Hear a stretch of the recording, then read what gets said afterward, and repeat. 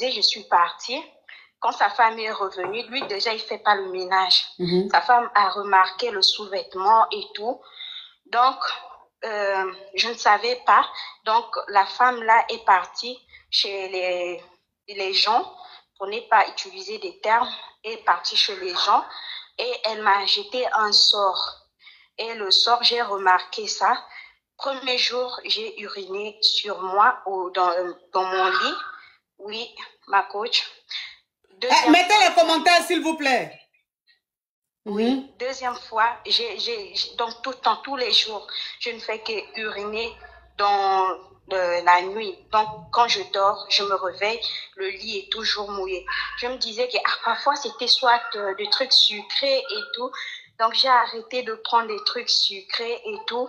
Mais tout le temps, tous les jours, c'est la même chose. Donc, du coup, j'ai expliqué ça à ma maman. Elle m'a dit que non, c'est pas normal, ça.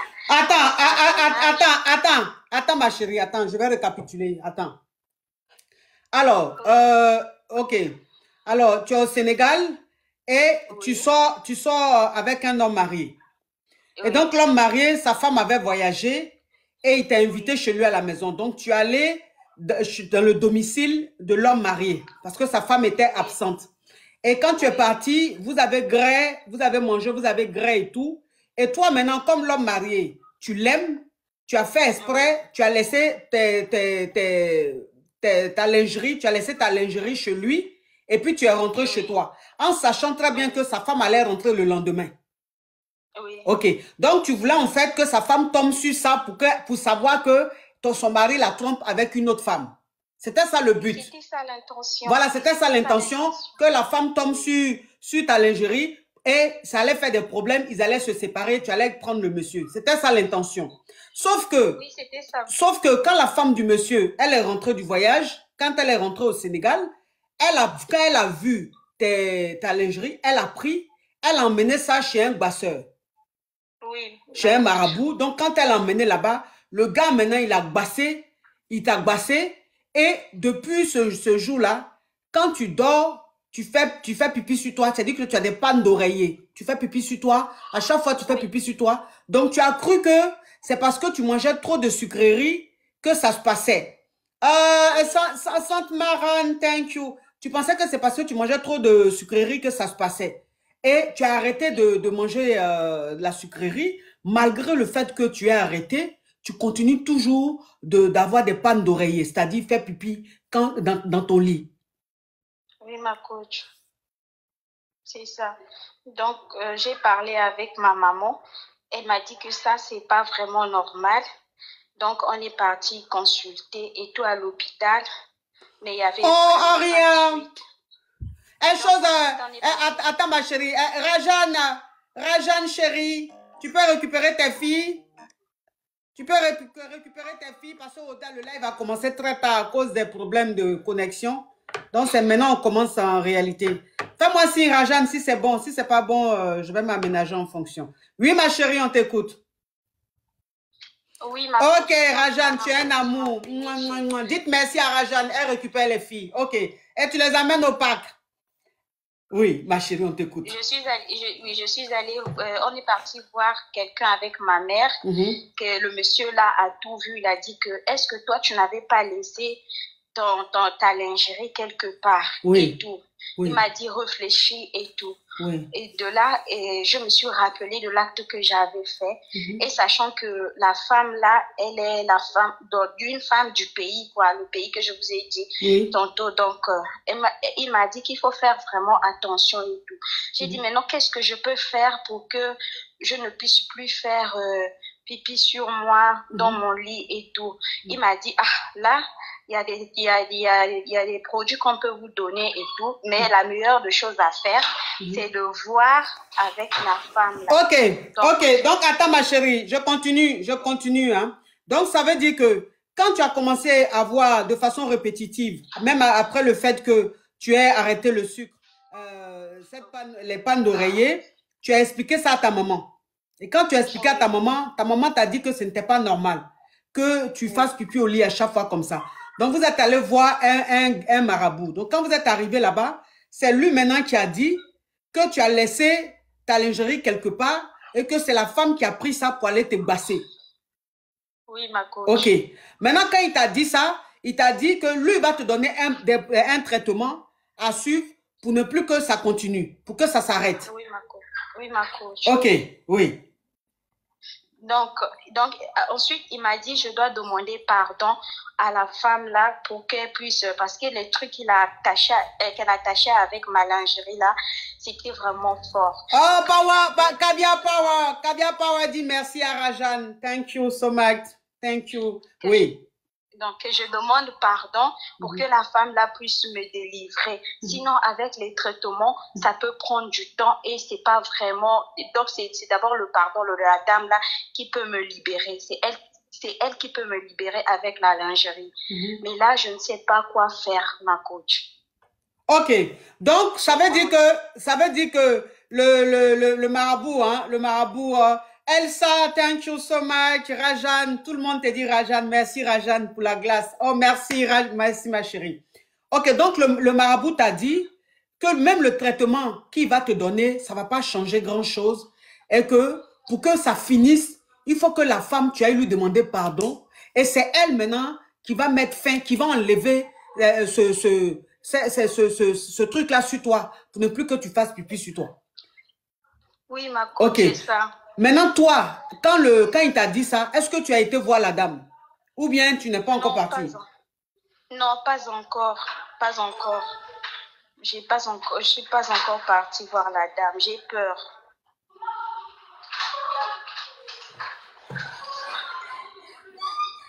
Allô?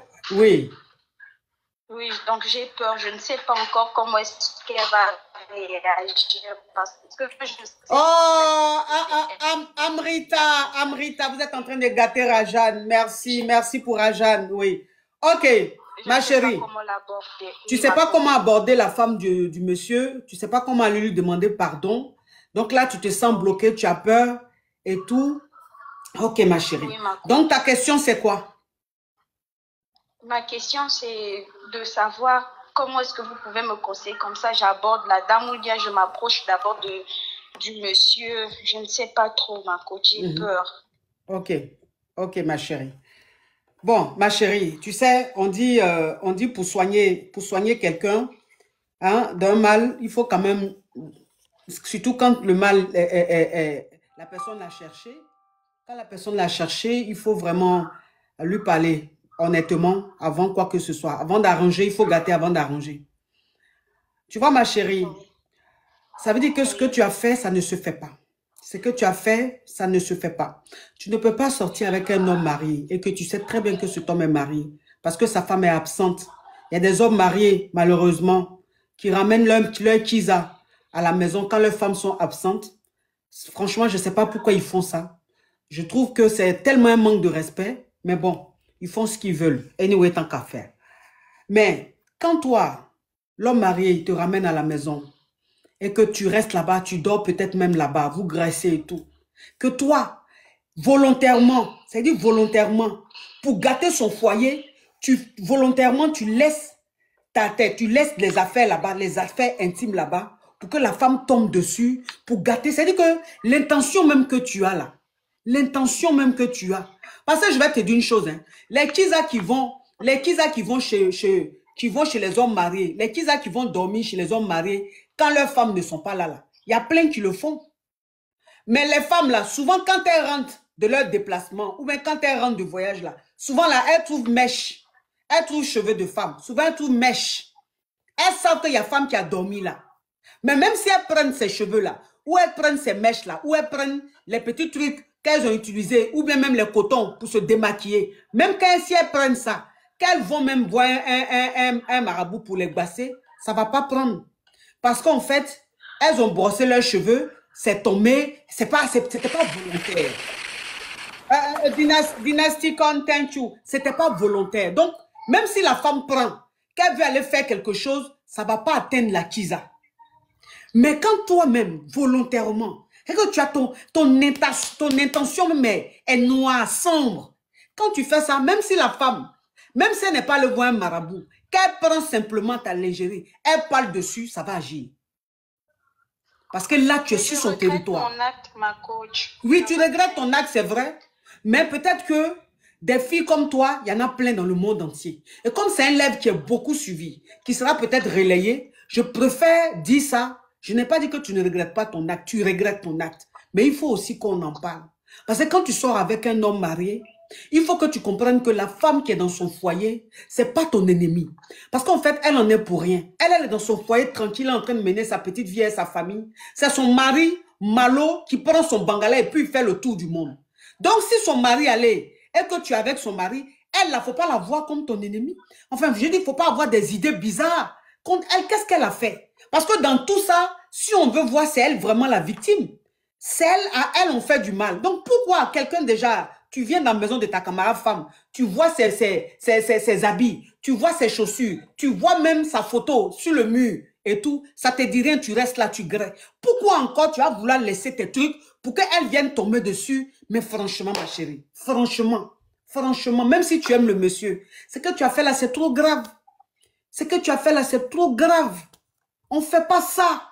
Vous jouez avec la vie, vous les jeunes d'aujourd'hui là, vous jouez avec... Nous, à nos temps là, quand on était jeunes comme vous là, ça nous est arrivé hein, de garer avec des hommes mariés. Moi, j'ai été maîtresse dans ma vie. Je ne peux pas m'asseoir devant les gens et puis faire genre, je suis sainte ni touche. Moi, je ne suis pas comme ça. J'ai été maîtresse dans ma vie. Mais à aucun moment, j'ai eu des intentions aussi lugubres. À aucun moment, j'ai voulu manquer de respect à la femme du monsieur. Mais jamais même cette femme même a soupçonné quoi que ce soit. Parce que je connaissais ma place et j'étais toujours respectueuse. À nous, à notre temps là, on était Kisa, mais on avait peur. On se cachait. Parce qu'on avait honte. Donc tout ce qu'on faisait là, c'était en cachette. Même quand la femme même nous appelle là, on fait comme si le téléphone là même elle s'est trompée. Ou bien, en fait, on était... Parce qu'on savait que ce qu'on faisait n'était pas bon. Donc, on était très respectueuses. C'est ce qui a fait qu'aujourd'hui, Dieu nous a bénis. On a eu nos maris et puis on est là. Mais vous, les jeunes filles d'aujourd'hui, là, vous n'avez pas peur de quelque chose. Quand vous faites les choses, vous n'avez pas peur. Hein? Vous n'avez peur de rien. Vous vous comportez comme ça. Moi, je vous dis toujours que la nature même punit. La nature que vous voyez là, ça punit les êtres humains. Vous pensez que je m'amuse pas. La nature dans laquelle nous vivons là, ma petite, les arbres que tu vois, quand tu marches dans le quartier, les arbres que tu vois, les fleurs que tu vois, les plantes que tu vois, tout ce que vous voyez, même les oiseaux, tout ce que la nature, que Dieu a mis dans la nature là, en fait, ils ont un esprit. Et ce sont eux qui sont comme nos juges. Tu comprends? Oui. Ils sont comme nos juges. Donc, la nature nous regarde. La nature nous observe. Quand la nature voit qu'on a un comportement, on ne fait pas de bonnes choses, la nature nous punit. Donc, ce que tu es en train de vivre là, même si le marabout même est le marabout le plus nul du monde, ça va marcher. Parce que ce que tu as fait, on ne fait pas. Il faut t'arranger. Appelle le monsieur, l'homme marié, tu l'appelles. Tu lui expliques ce qui se passe. Lui, de toute façon, il ne sera pas choqué. Tu lui expliques ce qui se passe. Et tu lui dis que tu veux rencontrer sa femme. Parce que tant que tu ne demandes pas pardon à la femme du monsieur, ça ne va jamais finir. Tu vas le voir le plus grand marabout de la planète. Tant que la femme, là, elle ne dit pas je te pardonne, ça ne va pas finir. Et tu es très jeune. Tu as quel âge, ma petite? J'ai 26 ans. Ok. Tu as 26 ans, tu es très jeune. Tu as toute une vie devant toi. Donc, il ne faut pas continuer de vivre avec des choses aussi lugubres. Non. Prends ton courage à deux mains. Si tu veux même prendre ta maman, allez chez la femme. Mets-toi à genoux devant la femme. La femme va comprendre que tu es jeune. Donc, c'est des choses qui peuvent arriver. C'est la jeunesse. Et le fait même de te mettre à genoux, demander pardon à la femme là, elle va te pardonner. Ce sort-là va quitter sur toi. Tu vas continuer ta vie. Faut pas rester dans ton coin comme ça, ma petite. Tu as compris? D'accord, Et puis, fais très attention maintenant. Fais très attention. Faut pas jouer à la vie. Oui, j'ai compris, ma coach. Je ne veux plus sortir avec les hommes mariés. Je ne t'ai pas dit de ne plus sortir avec les hommes mariés, mais je te dis simplement que quand tu sors avec un homme marié, il ne faut pas avoir des intentions aussi lugubres. C'est pas bon. D'accord, ma coach. Au revoir. Au revoir.